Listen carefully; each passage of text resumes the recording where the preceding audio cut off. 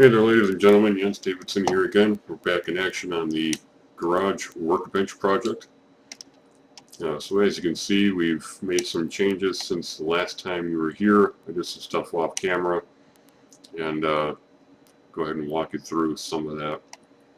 So probably the majority of changes are simply cosmetic, with adding proper 1/4-inch radii to all the 2x lumber here and the 4x4 for the legs, because that's how they're going to be. I'm not going to try and plane off all of that material to end up with square edges. That's a total waste of time for a garage workbench. Furthermore, in addition to the face frame that we had last episode, I went ahead and added a support system for the rails of the drawer slides that we're going to have. And the reason why I did this off camera was simply because it's just drawing more rectangles, essentially. I'm not doing any new techniques, so it's really the same process as doing the face frame. But anyway, the system that I've figured out is to have a board that's going to be screwed or secured against the back panel here and pocket hold into the legs, and these supports here will be pocket hole screwed into that back, and then the drawer slide rails, which I'm going to use a 20-inch roller soft close drawer slide that'll be anchored along these guys right here, right in line with the face frame. And then we already took the liberty of making a couple of drawers, and that's going to be the focus of today's episode. I'm going to walk you through how I made these.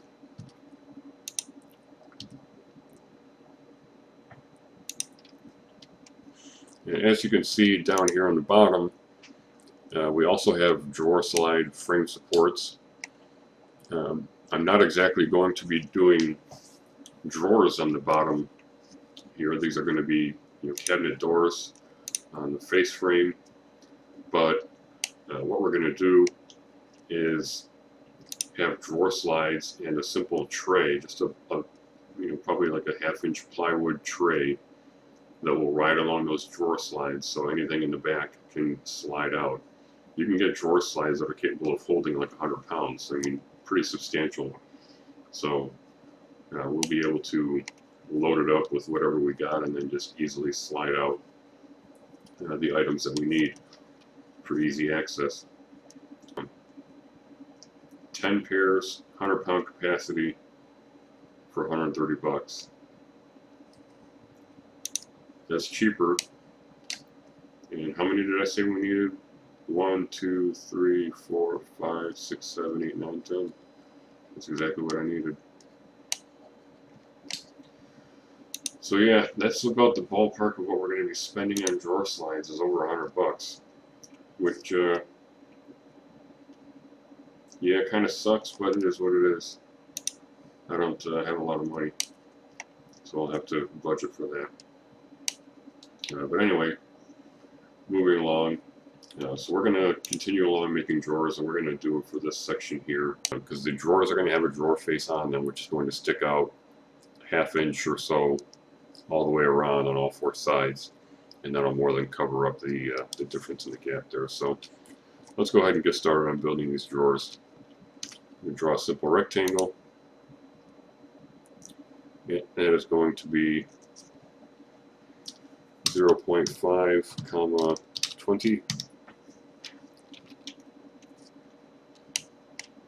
We'll use the push-pull function, with the key P. Push that up. It's going to be 7 inches. Now we will go ahead and move and copy that.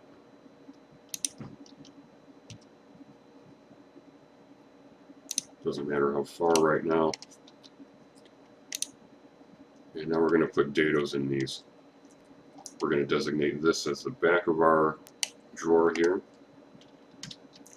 Use a little tape measure, come in 1/4 inch. Draw a simple rectangle. It's going to be 7, 0.5. Push pull.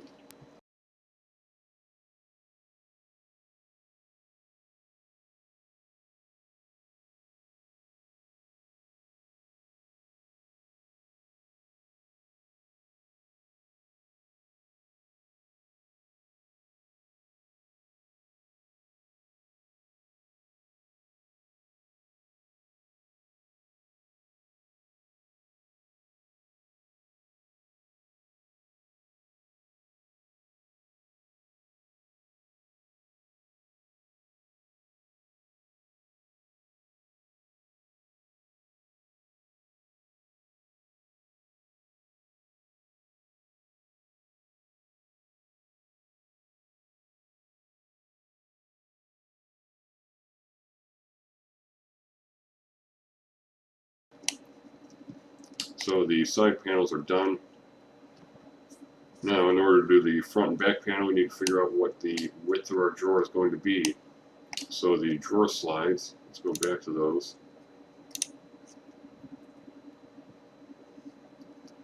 They tell you here, thickness is a 1/2 inch. So that means we have to sacrifice a 1/2 inch on either side of the drawer. Therefore, obviously, we're taking off 1 inch. Our total width, 15.5, so we're going to have a 14.5 inch wide drawer. So we'll go ahead and position these. Actually, these panels are done right now, so we're going to go ahead and designate them as components. Right. Done.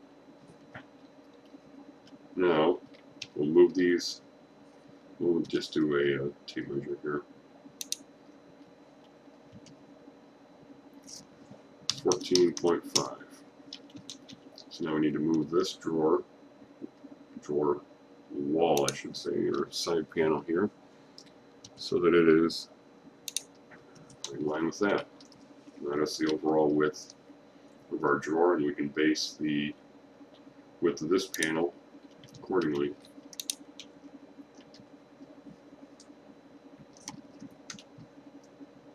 We'll go ahead and do it the same way. We're going to start on the bottom.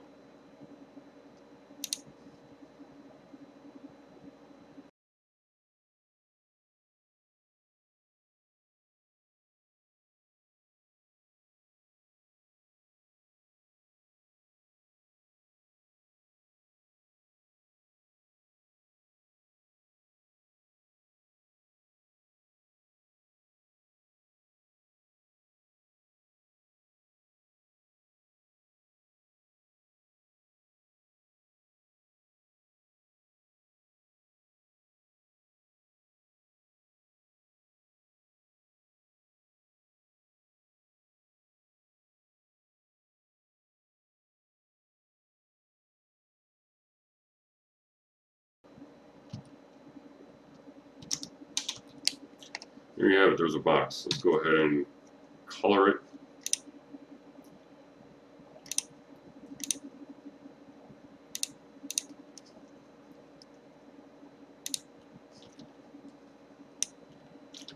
Now let's move them into place.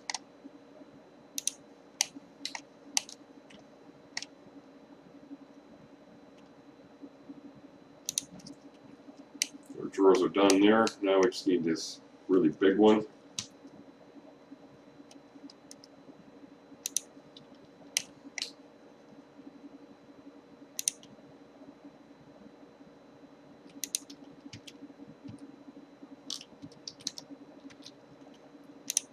Alright, it's in place and done.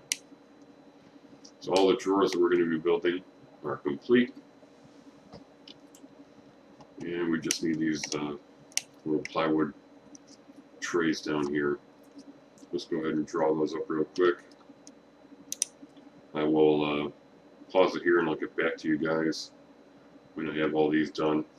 It's just going to be a flat bottom, basically like a drawer, except no front panel, and there will be a back panel, and the walls There will be side panels, but they're going to be really short, just like 2 inches. So be right back. So now at this point in time, we are completely done with all of the drawers that we need to do. Now the only thing that remains is to do door faces here and drawer faces. Alright, ladies and gentlemen, so here is the finished product. You might think I skipped over an awful lot for you. Well, kind of did, but the point being, everything that I did here was exercising techniques that I've already demonstrated to you. So the drawer faces and door faces here, they are all what's called shaker style, because it goes back to the 1920s.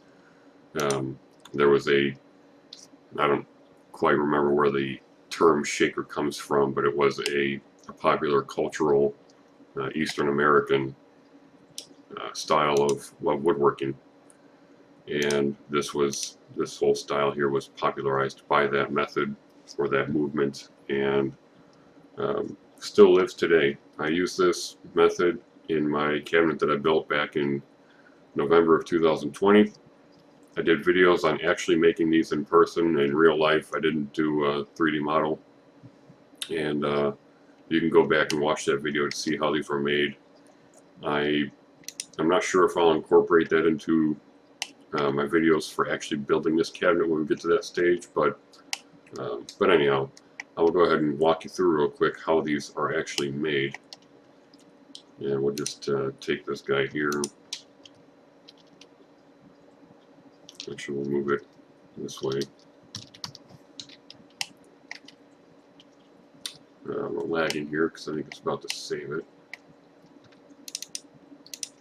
So, same terminology as the face frame of the cabinet. The vertical components here, these are called stiles. The horizontal are acknowledged as rails. And you can see we have a bit of a tongue and groove fitment here. And we've got a panel sitting in the middle. So if we just move these things apart,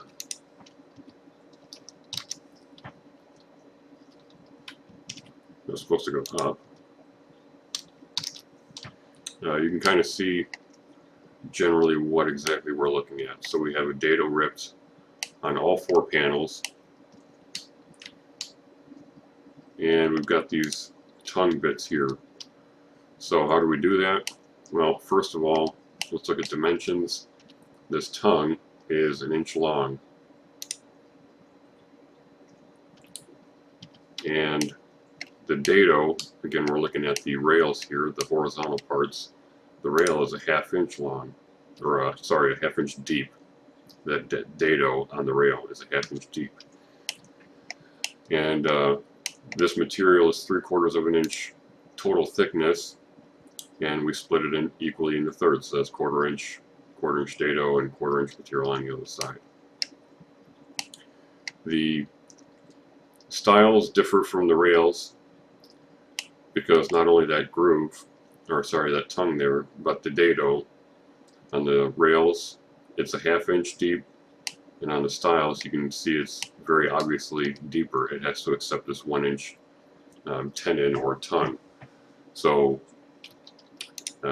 stiles 1 inch deep, rails 1/2 inch deep, dado, that can all be ripped. All of the, it's kind of a real easy way to, once you're doing 3D modeling like this and you're getting a good idea of how the construction goes, it's real easy to find avenues to make the whole process vastly more efficient.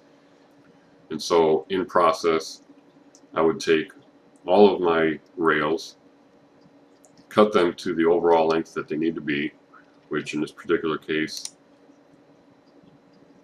13.5 inches. So I'd cut 6 rails, 13.5 inches, and then whatever these ones are, they're going to be a little bit shorter. I'll cut these rails, all 4 of those, all 4 of those, and these 4 here, because they're all the same length. So I'll cut those all the same, then I'll set my radial arm saw to rip a dado, and then I'll set it to rip a half-inch deep dado, and I'll just run all of these pieces of these rails. We're going to rip them all the exact same way, and then the next step in the process, once that half-inch deep dado has been ripped, then we can install a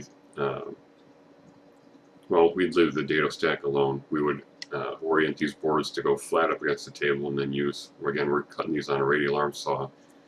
We will set the depth of the saw blade to cut a 1/4 inch deeper than this top surface here. And so we'll cut that 1/4 inch deep, and this material will all be gone, because as you visualize it,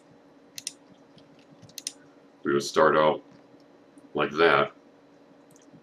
We would have the groove down on the bottom, the dado, and then we rip this with the dado, coming along, inching back like that until we get to our 1 inch, our 1 inch groove there.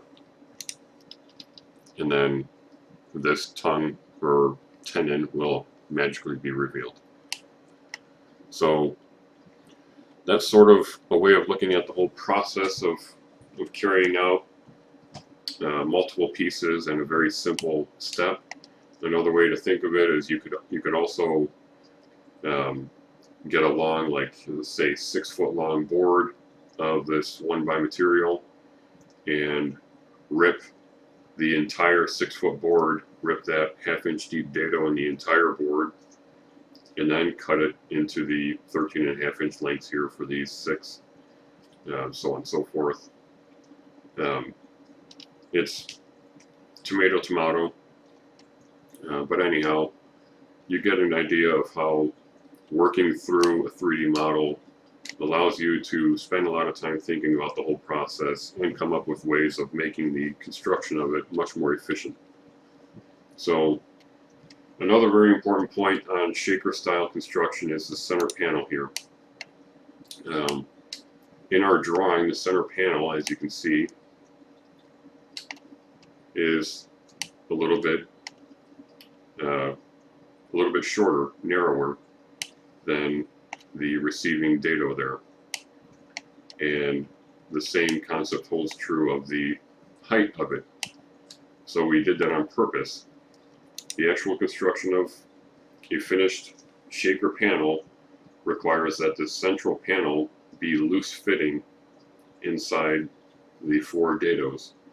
So all of these, the tongue and groove construction here is going to be glued up, but the central panel will not be glued to the stiles or rails.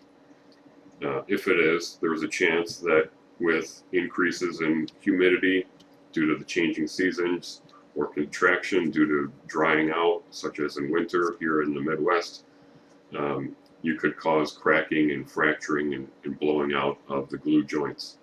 So to avoid that, we leave the center panel not glued at all, and we give plenty of room for it to slide around in there.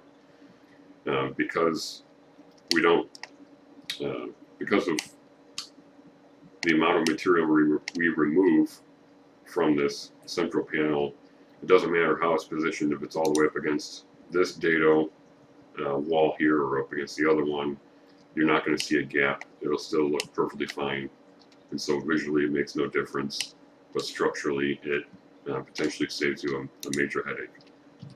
So anyway, we will put this back where it belongs, and that's that. So in the overall construction, what you see is what you get. We'll probably do one other modification, which would be like a late stage sort of thing, and that is to put a like a trap door on this back panel here, because as I looked through this construction, I saw that there is a massive amount of volume here. We've got like 20 inches that way, 17 inches that way, and about 20 inches in height. So that's a significant amount of volume. And so we're going to put a door here on this panel so that we can access that and take advantage of that volume so as to maximize the efficiency of this construction. Commonly in the warmer months, I do barbecue grilling in my smoker grill out here, and so I could conceivably store charcoal bags inside that volume. But anyhow, the next step in this project is a very, very important one, and that is to develop a cut list and a shopping list for all the materials that you see here. And basically the synopsis of that is that we will take a complete copy of this, we'll select the entire thing and copy it, move it somewhere else, and then we will deconstruct it piece by piece. All these individual 1x material bits here, and these 2x6s, and the 4x4 legs, so on and so forth. And we will organize them by the material, whether it's 1x3 or 4x4 or 2x6, and we'll put them all end to end, and we will get an established length, total length of material that we will need. As an example, with 4x4s, you know, these are what, 40 inches or so, I don't remember, and we've got 1, 2, 3, 4, 5 of them, so 5 times 40, that's 200 inches of total material that we need. Now you can't go to Home Depot or Menards and buy 200 inches of 4x4 material. You have to break it up into 8-foot lengths, or 6-foot lengths also. I think they have 6 and 8 foot. But anyway, you can stack all the material end on end and get basically an idea of how to maximize the use of the lumber that you buy and minimize the waste. So as an example, if I needed a total of 24 feet of 4x4 material and I was able to buy 3 8-foot boards, I would get 24 feet exactly, and I would have no waste at all. You know, however, if I could only buy 10-foot boards, then I would have 30 feet. I only need 24. That's 6 feet wasted. And so we can sort of play around with the lengths here and get an idea of available lumber at hardware stores and figure out what's the most efficient way to buy materials so that we don't end up throwing away exorbitant amounts of wood. You're saving costs that way, you're being quote-unquote environmentally friendly, and it's just more efficient. So doing a cut list will maximize the efficiency of the whole project, and it'll also make it so much easier because you'll be able to take all of your material and you'll automatically know with every single board that you purchase how you're going to cut that before you even grab your table saw. So that's going to be the next step. It'll probably be a shorter video because I'm not really going to detail the whole process of deconstructing this thing, because we went through a few videos of constructing this whole thing and that would just be ludicrous. But I will give you a sort of a high-level overview of, you know, the whole layout of the cut list and what it looks like and what we can gain from that. From that cut list, we will also be able to get a total cost of this project because we'll have all the material that we need to buy, and we can go online to like HomeDepot.com and find prices. So anyway, I'm going to wrap it up here. I really appreciate you guys following along this series. I know these videos are not short, and you know, I'm not the most exciting content creator out there, but I like to, my goal is not to be entertaining, it's more so to be educational and informative, and maybe teach you guys something, share some knowledge that I have with you guys, and you know, maybe give you another tool in your tool chest to make your lives easier, simplify some home improvement projects with ideas like SketchUp, so on and so forth. So I hope you learned something new, and I hope you enjoyed the video. Please do me a favor and hit that thumbs up button, and we will catch you on the next video. Bye now.